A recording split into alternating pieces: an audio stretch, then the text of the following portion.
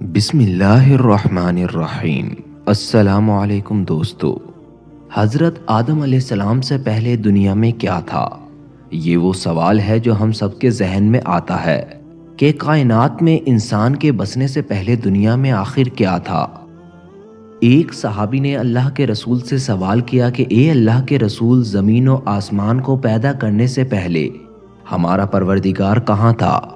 تو آپ صلی اللہ علیہ وسلم نے فرمایا، تب اللہ کے سوا اور کچھ نہیں تھا۔ پھر اس نے پانی پر اپنا عرش بنایا، گویا یہ اس کائنات کی ابتدا تھی۔ پھر اللہ نے قلم کو پیدا کیا اور اس کو حکم دیا کہ لکھ، اور قلم نے اللہ کے حکم اور اس کے علم سے قیامت تک ہونے والا سب کچھ لوح محفوظ پر لکھ دیا۔ اس کے بعد آسمان و زمین کی 7 دن میں تخلیق کی گئی۔ یمن سے آئے ہوئے ایک وفد نے رسول اللہ صلی اللہ علیہ وسلم سے کہا، ہم آپ سے دین کی سمجھ اور قلم کی ابتدا جاننے کے لیے آئے ہیں۔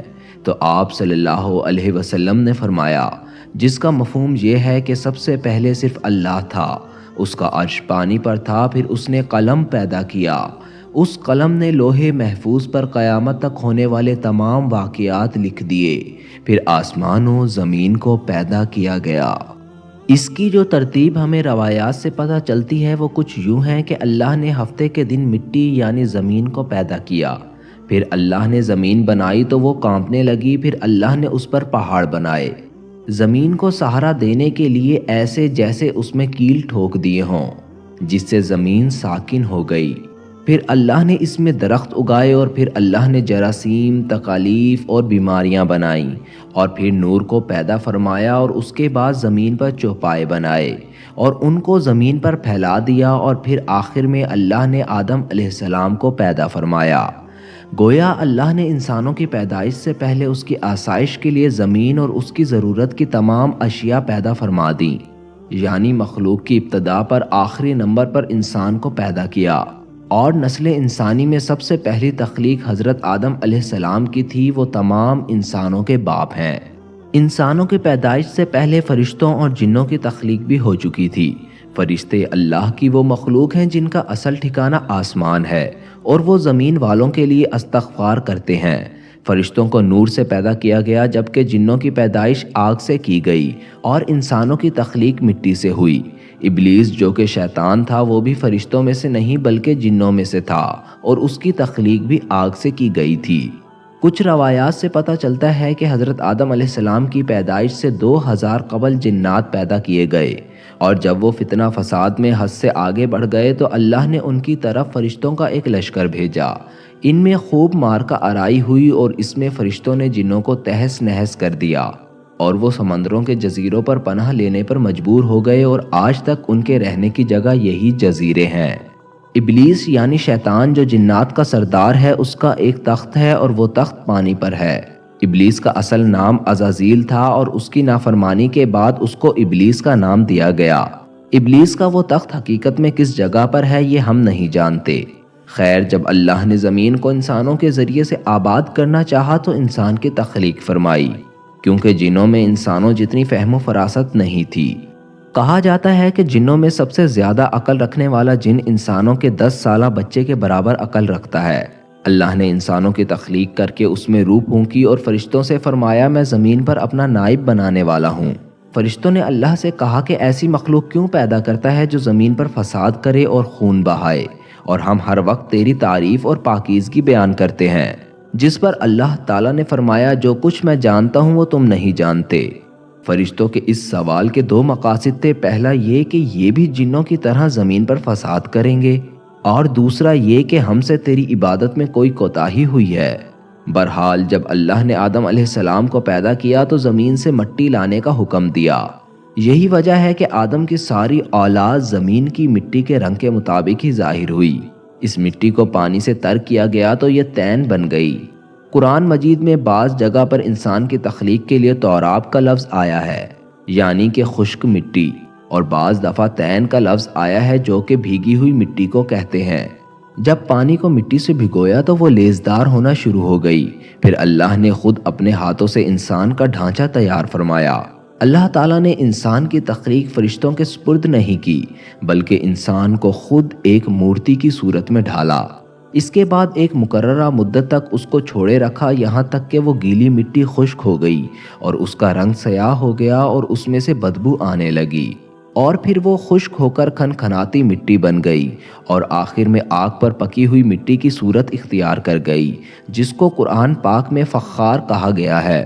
اس مٹی کے لیے اور بھی کچھ الفاظ قرآن مجید میں ملتے ہیں، مثلا ہمایون یعنی سیاہ مٹی، مسنون یعنی بدبودار مٹی، سلسل یعنی کھنکھنا کر بولنے والی مٹی۔ تخلیق آدم اللہ تعالیٰ کا ایک کرشمہ ہے۔ انسانوں کو ایک بہترین شکل عطا کی گئی۔ اس وقت انسان کا قد بہت لمبا تھا، ان کے بعد آنے والے لوگوں کے قد چھوٹے ہوتے گئے۔ انسانوں میں سب سے لمبا قد حضرت آدم علیہ السلام کا تھا۔ ایک روایت میں حضرت آدم علیہ السلام کا قد 60 ہاتھ یعنی 60 میٹر بیان کیا گیا ہے۔ بہرحال جب اللہ تعالیٰ نے انسان کا ڈھانچہ بنا کر اس کو خشک ہونے کے لیے ایک مقررہ مدت تک چھوڑے رکھا تو ابلیس یعنی شیطان اس کے ارد گرد چکر کاٹنے لگا۔ وہ اس ڈھانچے کو ٹھوکر مارتا تو ایسی آواز آتی جیسے خالی مٹی کے مٹکے سے آتی ہے، تو وہ سمجھ گیا کہ یہ مخلوق اپنے آپ پر قابو نہیں رکھ پائے گی۔ حضرت آدم علیہ السلام کے اندر روح ڈالنے سے پہلے فرشتوں کا گزر اس ڈھانچے کے پاس سے ہوا تو وہ گھبرا گئے، اور ابلیس بھی ڈھانچے کے پاس سے گزرتا تو ٹھوکر مار کر کہتا تجھے کسی خاص مقصد کے لیے پیدا کیا گیا ہے، اور پھر اس نے فرشتوں سے کہا اس سے گھبرانے کی کوئی ضرورت نہیں ہے، اگر مجھے اس پر مسلط کیا گیا تو میں اس کو ہلاکت میں ڈال دوں گا، اور اگر اس کو مجھ پر مسلط کیا گیا تو یقیناً میں اس کی نافرمانی کروں گا۔ یعنی اللہ تعالیٰ نے آدم علیہ السلام میں روح بھی نہیں پھونکی تھی، تب سے ابلیس کی انسان سے دشمنی واضح تھی۔ پھر اللہ تعالیٰ نے آدم علیہ السلام میں روح پھونکی، جیسے ہی روح اس مجسمے کے سر کی طرف سے داخل کی گئی تو آدم علیہ السلام کو چھینک آ گئی۔ فرشتوں نے حضرت آدم علیہ السلام سے کہا الحمدللہ کہہ دیجئے، تو انہوں نے کہہ دیا۔ اللہ کی اس تعریف کے جواب میں اللہ نے فرمایا تیرا رب تجھ پر رحم فرمائے۔ جب روح ان کی آنکھوں میں داخل ہوئی اور ان کی آنکھوں نے جنت کے پھلوں کو دیکھا تو وہ غور و فکر کرنے لگے، اور پھر روح پیٹ میں داخل ہوئی تو کھانے کی طلب ہو گئی، یعنی روح ابھی ٹانگوں تک نہیں پہنچی تھی اور کھانے کی خواہش پیدا ہو گئی تھی۔ جب اللہ نے حضرت آدم علیہ السلام میں روح پھونک دی تب اللہ نے سوال کیا کیا میں تمہارا رب نہیں ہوں؟ تو آدم علیہ السلام نے جواب دیا بے شک تو ہی ہمارا رب ہے۔ اللہ تعالیٰ نے آدم علیہ السلام میں روح پھونک کر فرشتوں اور جنوں سے انسان کو سجدہ کرنے کا حکم دیا۔ ابلیس کے علاوہ سب نے حضرت آدم علیہ السلام کو سجدہ کیا۔ اللہ تعالیٰ نے ابلیس سے پوچھا تجھے کس چیز نے سجدہ کرنے سے روک دیا؟ اس نے جواب دیا تو نے مجھے آگ سے پیدا کیا اور اس کو مٹی سے، گویا میں اس سے بہتر ہوں۔ اللہ تعالیٰ نے اس کی سرکشی پر اس کو سزا دیتے ہوئے فرمایا اس جنت سے نکل جا، تجھے کوئی حق حاصل نہیں کہ تو جنت میں رہ کر تکبر کرے۔ ابلیس نے جواب میں کہا مجھے قیامت تک مہلت دے دی جائے۔ اللہ نے فرمایا تجھے مقررہ وقت تک مہلت دے دی۔ پھر ابلیس نے کہا میں قسم کھاتا ہوں کہ انسان کی گمراہی کے لیے تیرے سیدھے راستے پر بیٹھ جاؤں گا، پھر میں ان کے آگے سے، پیچھے سے، دائیں سے، بائیں سے ان کے پاس آؤں گا اور تو ان کو شکر گزار ہرگز نہیں پائے گا، سوائے ان کے جو تیرے مخلص بندے ہوں گے اور وہ میرے بہکاوے میں نہیں آئیں گے۔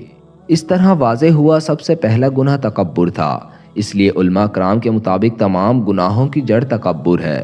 اللہ تعالیٰ نے آدم علیہ السلام کو جاہل نہیں بلکہ علم والا پیدا کیا تھا۔